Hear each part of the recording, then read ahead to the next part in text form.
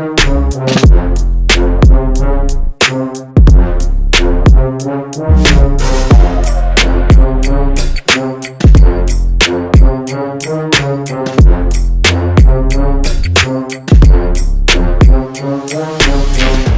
right, guys, welcome to Strength to Strength Tabletops, trying to understand the brain behavior and biomechanics in sports.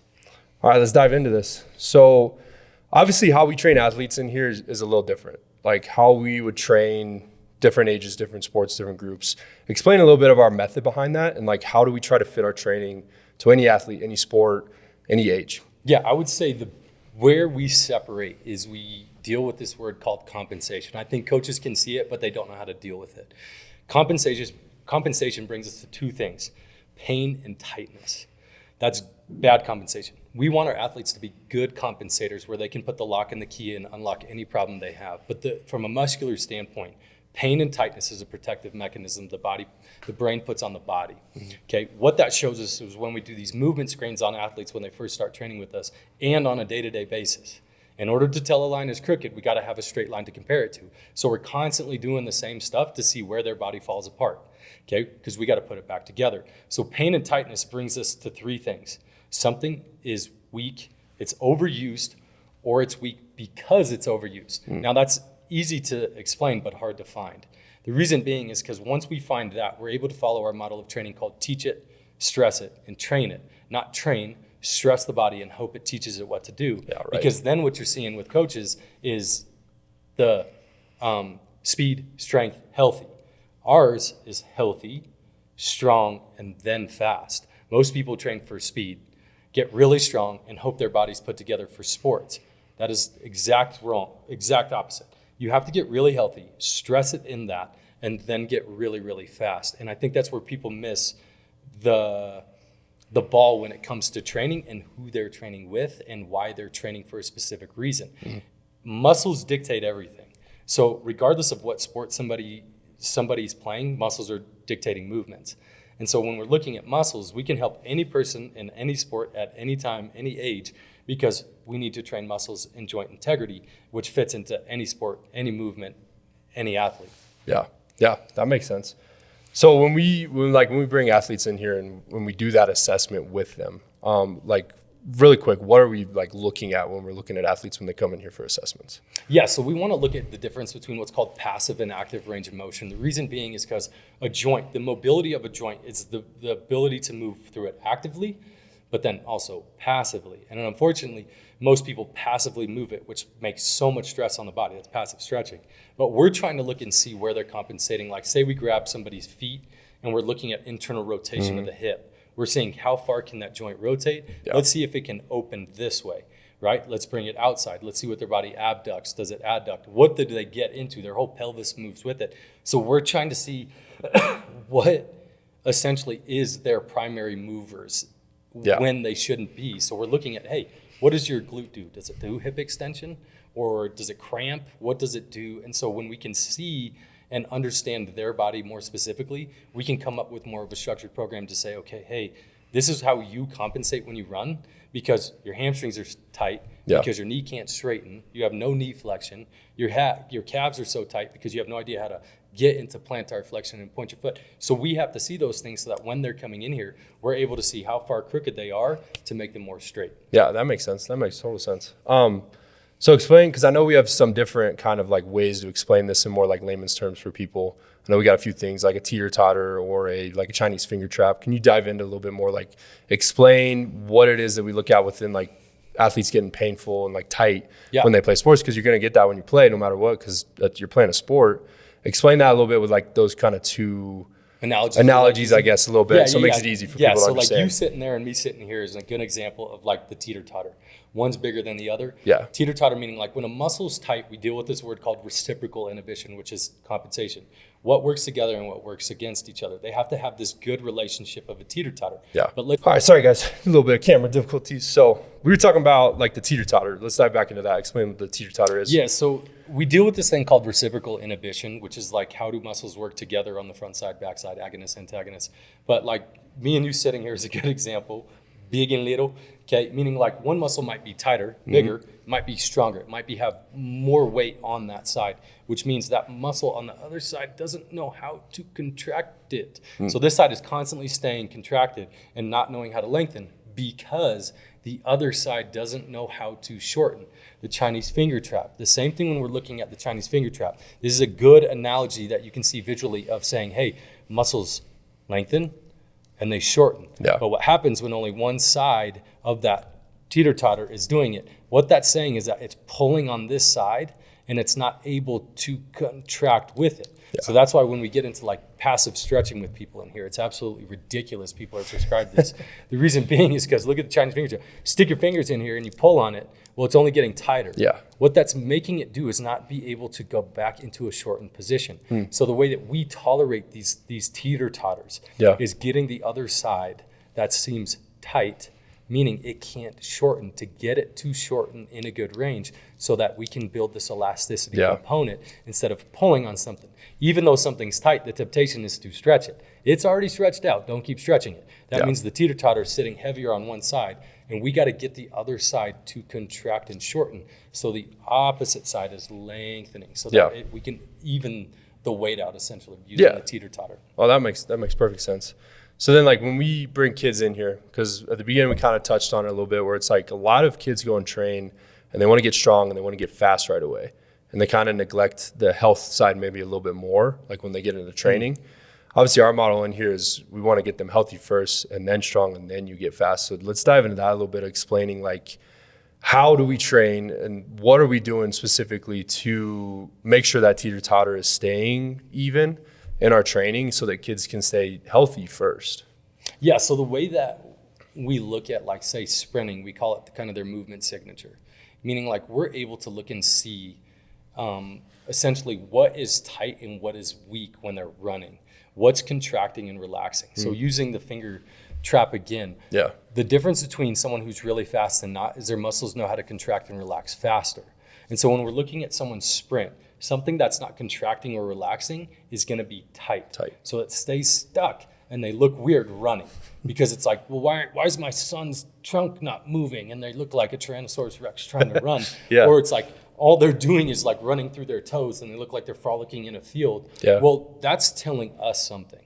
That's saying, hey, their foot can't get into dorsiflexion eversion. It can't get into a good peroneal muscle contraction to push over the big toe. So we're looking at and seeing like in someone's gait and at a high speed, high force, what is changing? So what we're looking at is seeing like what is contracting and what is relaxing in the timing of which it should occur. Sprinting is all about timing, but what muscles are contracting and relaxing also dictate the timing of where you put your foot, how you put your foot down. But we go from it from like a muscular standpoint, saying like, we're going to fit that kid's technique of sprinting and make it better instead of make them fit our technique of sprinting. It's like we kind of use in here is like handwriting. Well, how come everybody's handwriting is so different? Well, the way they hold their pen, the way that they're right-handed, left-handed. So that dictates a lot. Penmanship is a good example of like why we need to fit their handwriting, their sprint technique, and get muscles to start doing their job in their gait. If they can't bring their hip up, I wonder if we should try to get their hip up, not tell them how to get their hip up. When we actually get them into an isometric contraction and teach that hip how to pull up and then see it sprint immediately, people's gaits change much quicker, but it also stays. Yeah, that makes sense. So is that then, that's for our sake for this video of like explaining to people, that's how we get kids healthy first, correct? So when we get, yes, because typically the way that somebody is applying force into the ground is what's probably causing their pain and tightness. So they're weak, they're overused, or they're overused and weak. And so when we look at that healthy side first, we combine health and sprinting. The reason being is because most sports that we see in here are running. We have to look at what's causing the pain and tightness. Where it's like, hey, it always hurts when I run or I run really weird. Well, let's start with the efficiency of it. So when we look at the health side and we get them into the assessments, we're looking at that joint integrity, saying like, hey, what moves that joint?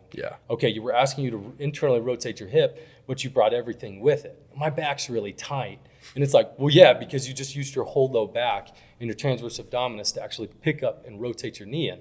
Well, let's just get it to rotate and do its job. Each muscle has a specific job to do in the body. And if it's not doing it, it wreaks havoc everywhere else. Yeah, that makes sense. So once we get that stuff then to stick with muscles, right? We're teaching it what it should do. You got to do this and you got to do that job. What does the training look like then? Like, how do we train? So we're known as the non-depth people. Yeah. And every high school coach, everybody reaches out to us or gets frustrated that we're stopping kids in their joint integrity. Meaning, if we're gonna see that joint can't move that far, why would we start strength training it further? If it's uncomfortable in one depth, we have to see like, hey, once that hip started and stopped rotating on the squat, and you started reaching your neck and back forward, guess where your range of motion is? Right there. Right there. So we're going to teach your body how to control and stabilize that position, and then you can work into almost this thing called 15 degrees range of motion, where you can actually get further into it. So when we teach joint integrity, saying like someone's squatting down and then they start smashing their low back, causing lumbar fractures, disc displacements, all of this cool stuff that we all experienced. But what if we actually stopped that person where they are, taught their body how to do that? And so when we're looking at the health aspect, we also need to put the body back together in the weight room, meaning like, hey, we can't just tell you ass to grass and saying that that's way better. Yeah. It actually is crushing them, making them more vulnerable to injury because you don't understand biomechanics. That's our frustration when we're dealing with all the athletes that come in here, is because we have to put their bodies back together instead of because they show up so broken down, where it's like, my coach, my dad, my mama had told me how to squat. And it's like, well, show me how you squat. And then it's like, well, we have private training for parents too. So come on in and we'll also show her how to squat so that she can stop hurting you. But saying it in a way that's not so offensive is the healthier side dictates that strength. The way someone sprints in their health joint integrity allows us to dictate the strength technique that their body trusts them in. Yeah. We want to train them in that trusting aspect of their body and then slowly challenge it instead of just make them start from bottom up. Yeah. When you look at joints, you actually need to start from the top down, meaning like top of the bench press. We're going to start here and see where your joints are instead of like smash it, bring it back together. There's things that we have to look at of joint positions, muscle dictating those joint positions. So long-winded answer, but that's great. So what would you say to like kids that want to, because obviously everybody wants to get into range of motion. You don't want to be limited on stuff. So like when kids come in here, or like kids listen to this, or even parents too, like what would you do first, or like what's your advice for like kids that want to obviously gain more range of motion? Yeah, so a lot of it is train with us and you'll learn it. Second is understanding to stop yourself in a range of motion that's controlled. Meaning like as soon as you want to start moving into a position, you start shrugging when you're benching, you start rotating weird. It's understanding like if that hurts, that's probably too far. Yeah. So like, hey, if your back hurts when you squat, find a spot where it doesn't, train there for a little bit, and then start working yourself down. Even in the same day, you realize if you stopped there, your body will learn to trust that position because it's more stable in it, and then you can start working into it. Where it's like, that's a back squat. If you're bench, if all of a sudden you're like, man, the front of my shoulders always hurt, maybe you're not actually retracting into a position and you're just jamming it forward. So let's find the range before it wants to pop up. And so that's what I would share is like, understand pain. It's a signal. Hey, this hurts. Don't do that. Well, unfortunately, most coaches require you to just go lighter and less weight and more reps and then condition you in a bad position. So listen to your body. If the squat hurts and you're going too far, stop a little higher and see if it actually feels better. Do that for a week and then go down a little bit further the next week and see how it goes into a better position. Yeah, no, that's great. So then when we combine those two, when we're looking at health and we're looking at running, we're looking at muscles and they're doing their jobs, and then we look at the training, obviously then comes the speed, right? Yes. Like so kids get fast. Yeah, this is fun. So a lot of people think that you can compartmentalize the two. Yeah. Oh, well, I'm just looking for speed training for my son. Well, your kid's weak, so he can't put any force into the ground. Yeah. So he's not strong in those positions. Then you go into the weight room and you say, oh my gosh, he's not strong, or wow, he's really strong, and he's strength trained in such bad joint integrity. No wonder he looks like Arnold Schwarzenegger trying to run. Trying to run. You got no movement capabilities, so you're not going to solve any problems in your sport. So when you combine health, you train it to put the body back together. Speed is so easy because they're strong in the position in which their body trusts itself in a sport-related fashion. Also, if they can't pick their leg up when they're sprinting, they probably can't pull it down in a squat. That's called hip flexion. Hip flexion when they're squatting down, hip flexion when they're pulling their leg up. So when you're strength training bad patterns, you're going to get slow. But if you actually follow health, joint integrity, getting strong in the right positions by putting your body back together, you will be so strong when you're actually running on the field, court, whatever you're playing. Dang. Yeah, that's great. So then what do you think is the biggest thing limiting kids from gaining their athletic potential on the field, on the court, whatever it is right now, like with how they're training, or if they're not training, like what's limiting a lot of kids from reaching that potential? Without degrading parents, let's go into the kid themselves. A lot of it is because you don't know what you don't know. Ignorance is bliss. Yeah. Meaning you don't know, or are you even looking for the answers to know? Yeah. Today and age, if you're not training, you're not getting further. Now, the same way is if you are training, do you feel put together? Do you feel like you're getting a result? You're actually like benching more, squatting more, you're running faster, you feel less inflamed. You're not like, man, I just like don't want to do anything. And so what's holding people back from their potential is not even tapping into it. Are you doing anything? Then the further progression would say, what are you doing? And is it working? And so that's where like a lot of people think their time is taken, where I don't have enough time to train. Well, homie from Texas does. Colorado's behind. Your high school coach in the weight room, your gym teacher, your English teacher is not getting you further. So number one, look outside of your high school. Because if you're not looking outside of your high school, you're not going to go where you want to go. Yeah. We would be in high school weight rooms if they actually got kids to the next level. So number one, to reach your potential, get outside of your high school. Yeah.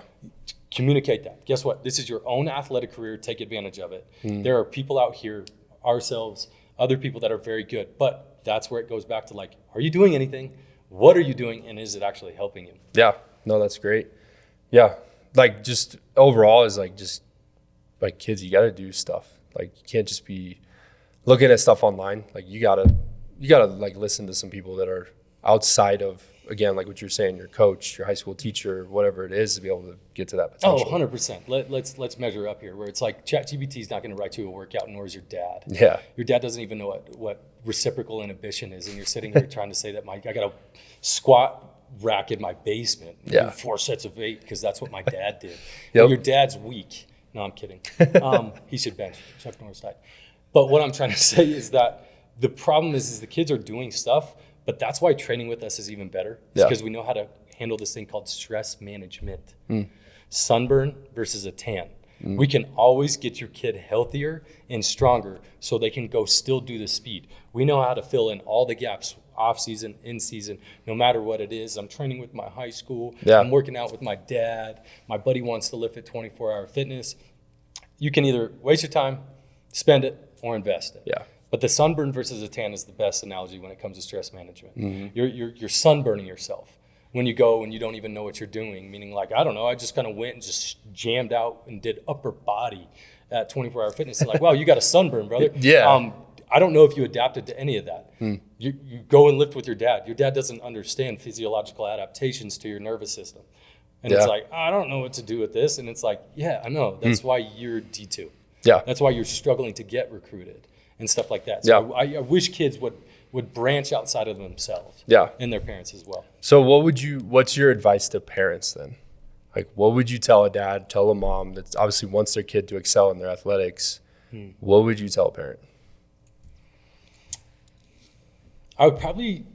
What I would love to tell every single parent is learn how to invest in your kid.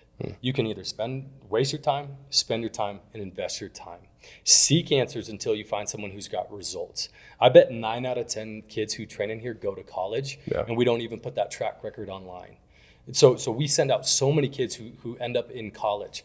And the thing is you got to look at track records when you're looking at trainers. It's not who trains professional athletes. It's who's putting kids' successful stories out there. Who's changing a 14-year-old's life where they show up and they get into it. Look at people like that, not people who are selling something. People who are actually putting kids out there.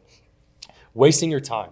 The biggest thing wasting your time is looking at primary, secondary, and tertiary sports. Okay, you have to sooner or later find out that your primary sport has to take advantage. If your secondary sport affects your primary sport, such as people playing JV basketball as a junior, hey man, you could probably look at your son and say, hey, sports are fun, but you're falling behind in football. Or hey, the kid who's playing basketball in the summer for club basketball, but he wants to be a baseball player.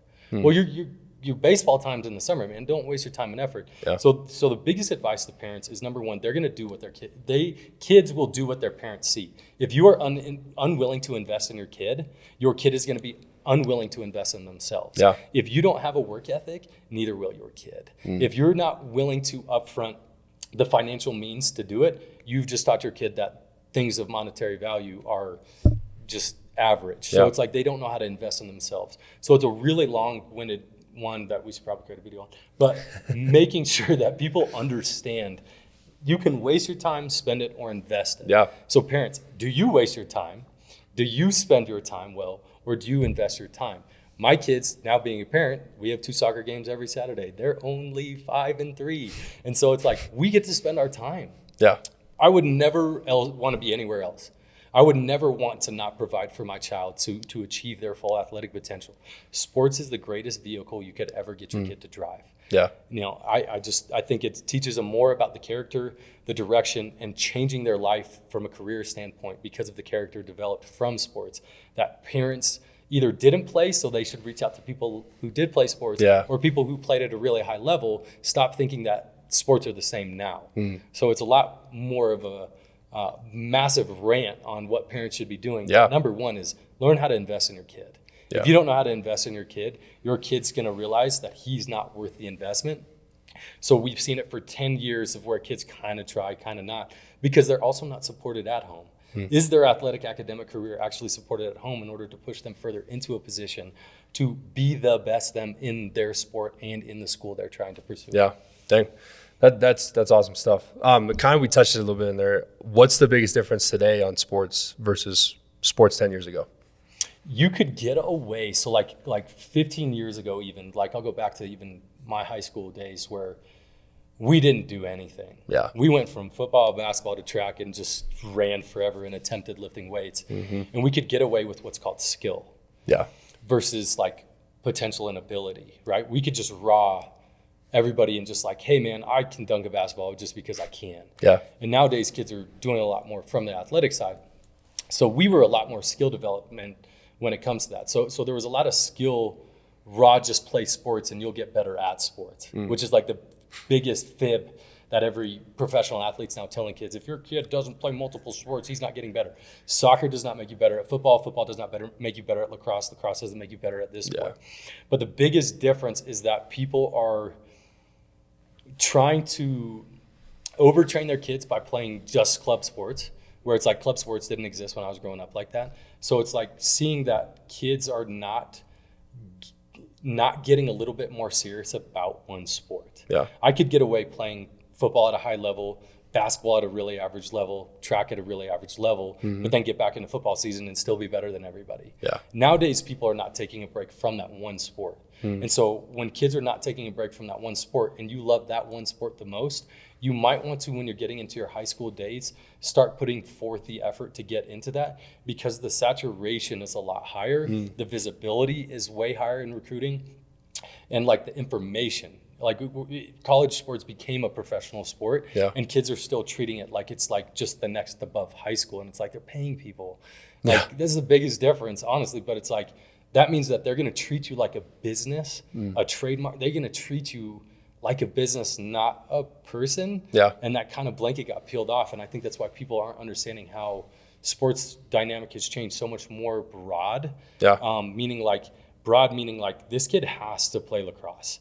This person kind of has to play soccer. This person should focus on basketball and not be a JV basketball player as a junior in high school and want to play college football. And then this kid probably should work on, hey, maybe don't destroy my body running track. Yeah. And then showing up to camp starting in June, fatigued, slow, skinny, and not being that. So I think that, and then that gets into like the college recruiting side where it's like, you got to have the film, but you got to have the potential. You got to look like a college football player now. Back then, you could kind of be like chunky, kind of skinny, whatever it was. And they're like, well, he's good at football. And it's like they're looking even further into potential than they ever have. Dang. Yeah, that's a huge difference. It kind of leads into like kind of what we're going to talk about in the next episode, right? Where we're talking about like kids are doing all of this stuff. Obviously, parents have this idea of like, well, they're doing all this. Shouldn't they be getting better at stuff? And you kind of like input on that because that's obviously what we're going to talk about in the next episode where it's like, all of these kids are doing so much stuff, and it's like, but they're not getting better from it. Oh my gosh, I can't wait for the next episode because we get to talk about 7-on-7 club basketball, club baseball, and club soccer, and all of the wasted time that people put in terms of their finances and all of this stuff where they're doing all of these things. I've trained with this quarterback coach, this speed coach, and this 7-on-7 team, and how come I'm still slow and skinny? I love it. So let's tune in. Huh? Yeah, so that's the next episode, guys. Tune in for that one. It's going to be all about why is my kid, he's training hard, but why is he not getting better? Heck yeah. Always kill.